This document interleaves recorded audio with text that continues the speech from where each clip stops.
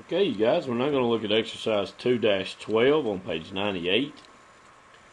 Now here, they're just kind of taking you through the steps in the accounting cycle. We started out with some journal entries that would be posted to the ledger. And we didn't do the posting process, but that would take place throughout the year. Journal entries would be made and they'd be posted to the ledger. Then at the end of the year, from the ledger totals, we'd prepare the unadjusted trial balance. Then we'd make adjusting journal entries. We just looked at several of those. Then then those adjusting journal entries would be posted. Then from the ledger totals, we'd prepare an adjusted trial balance like we have here in exercise 2-12. And from that adjusted trial balance, they want us to prepare, they only ask for the income statement and the balance sheet. They're leaving out the equity statement. And then they want us to make closing journal entries, which would also be posted. And then they leave out that final step, the post-closing trial balance. But they take you through several steps in this chapter of the accounting cycle. So here we're going to look at first, number one, preparing an income statement for the year ended December 31st, 2016. Well, first, we'd head it up with the name of the business.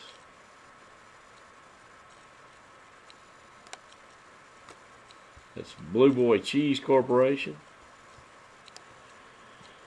I'm about ready for some dinner, to be honest with you. That makes me think of wings and blue cheese, just to tell you the truth. But anyway, that's neither here nor there.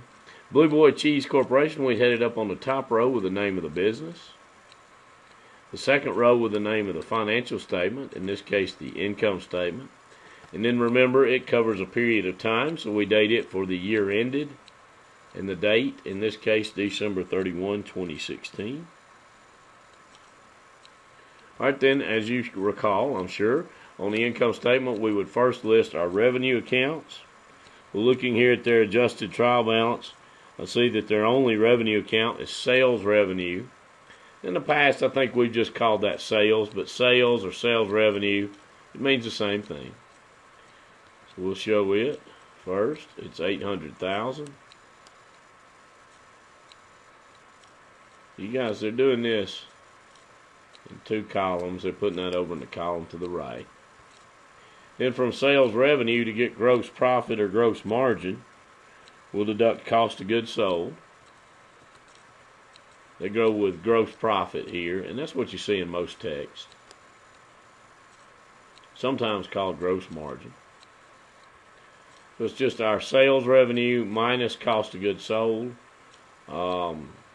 which is the expense account that the asset inventory is transferred into once the inventory is sold. That difference is our gross profit, which is really just a total markup that we had for the year. Now from that, we're going to deduct our operating expenses. I'm not crazy about that. They're going to list them here in order, greatest to least. You guys that know me know I would like to see this say salaries expense, rent expense, depreciation expense. We'll go with theirs.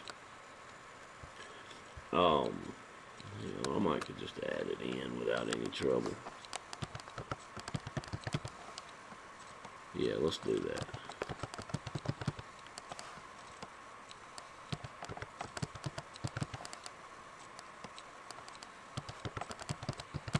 I guess that's what you call being OCD. But I like for it to say, even though this says operating expenses, especially if our income statement is going outside the business, we like it to look professional. I like to go ahead and put the word expense with those. Then we would total our operating expenses and deduct that from gross profit. Our total operating expenses are $215,000.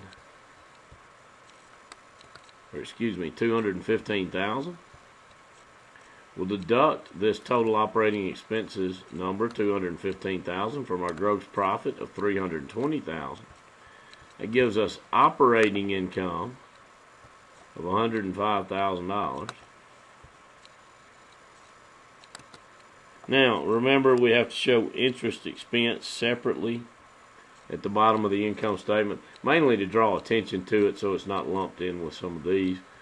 So our other expense will be interest, and I like for that to say interest expense as well, as I'm sure you know if you know me. So we'll take that interest expense of $4,000 and deduct it from operating income of $105,000. That gives us net income of $101,000. I'm sure that's a review for most of you, but we need to go through it anyway. I don't think you'll have any trouble with this one at all. And next, they want a classified balance sheet as of December 31st, 2016. So let's look at it next.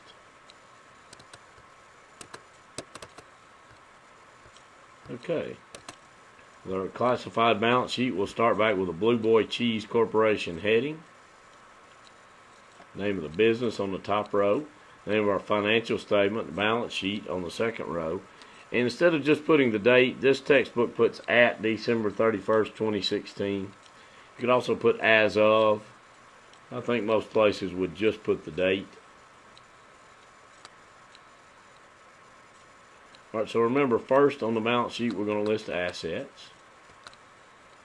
First group of assets we'll list are current assets.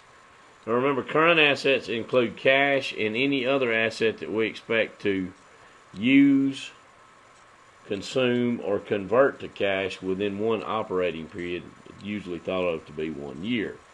So cash, accounts receivable, prepaid rent, inventory, those will be all of our current assets. Now, we're going to list them, and we would total them once we list them, but we want to list them in order of liquidity. Most liquid assets first, so cash would be first. I'm sure that makes sense. Then accounts receivable second. You guys, we put accounts receivable on the books when we make sales to customers on account. Well, we expect that to convert to cash very soon, usually 30 or 60 days. Inventory, we buy it to sell. But it's not as liquid as accounts receivable because generally we have to sell our inventory on account and then collect the accounts receivable before we get back to cash.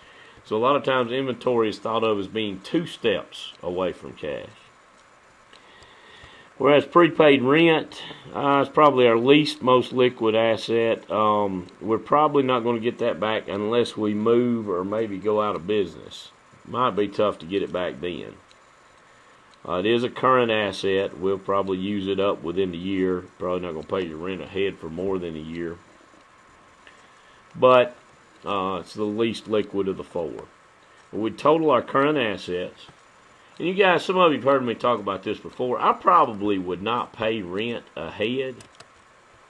It's tough for me to see the purpose in that. Unless you're getting a discount. You know, if they told you pay a year ahead and we'll give you 1 month's free rent, something like that. But I still might be apprehensive. If you pay your rent ahead, it generally doesn't benefit you a lot. There's usually no discount. And even if there is, you could need that cash for something else before the prepayment period is up. So I typically think that's been a poor idea. Alright, now after current assets, we list property and equipment. I think if you had me for the previous class, financial accounting, we called it property, plant, and equipment. This textbook goes with property and equipment. You'll see some small differences like that, textbook to textbook. So we want to list any buildings, land, or equipment here. The only one I see is office equipment. So we list it at its cost of $600,000.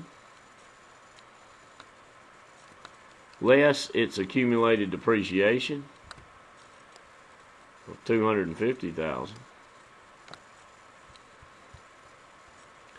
That gives us the book value of the equipment is $350,000, which is the number we'll include in total assets, which is on our next row.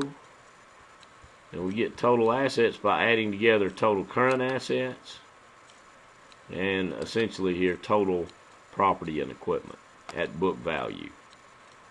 Our total assets then come to $731,000. All right, our next section is liabilities and stockholders' equity.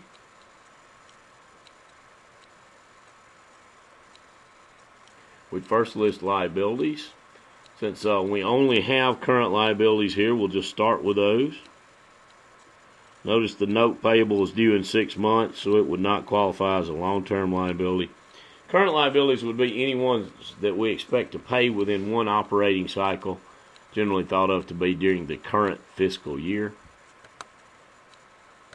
Alright, so we'll list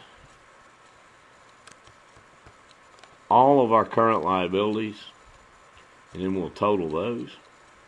We've got accounts payable, which comes on the books by purchasing goods or services on account. Salaries payable is what we owe our employees at the end of the year for work they've already performed. Interest payable, we looked at that in an earlier problem. That builds up on a note that we owe. That's interest that has built up on the note that we're not going to pay until sometime in the next year. And then the note payable balance, remember it said it was due in 6 months. That's $60,000. So our total current liabilities are $130,000. Then we're going to go to the shareholders' equity, they call it here. I think I said stockholders' equity earlier. Again, two names for the same thing. You'll notice that's fairly common in accounting. I'm not sure why, but they tend to give everything two names, maybe to just make it a little more complicated, but don't let that bother you. Shareholders' equity or stockholders' equity, same thing. So we list common stock. We also want to list retained earnings. Let's talk about where we got this amount. The retained earnings balance given on the adjusted trial balance is $100,000. The retained earnings, you guys, is increased by net income. It's decreased by net loss and dividends. Well, the previous balance was $100,000.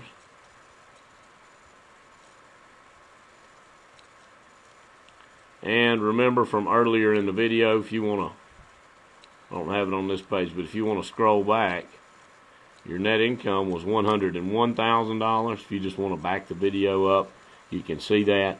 So to get the $201,000, what we did was we took the balance from the credit balance on the adjusted trial balance of $100,000 plus our net income for this year, $101,000, and we get this balance, $201,000. Or we'll add that to the common stock balance to get total shareholders' equity of $601,000.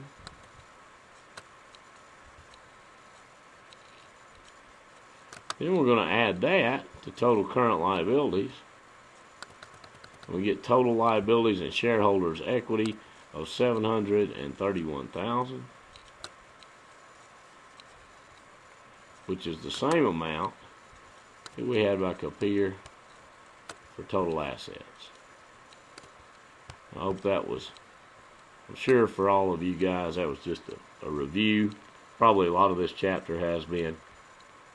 Promise we're going to get into some topics that aren't. But anyway, there's your income statement and balance sheet. Now in the next video, we'll do the closing entries based on this adjusted trial balance. Thanks.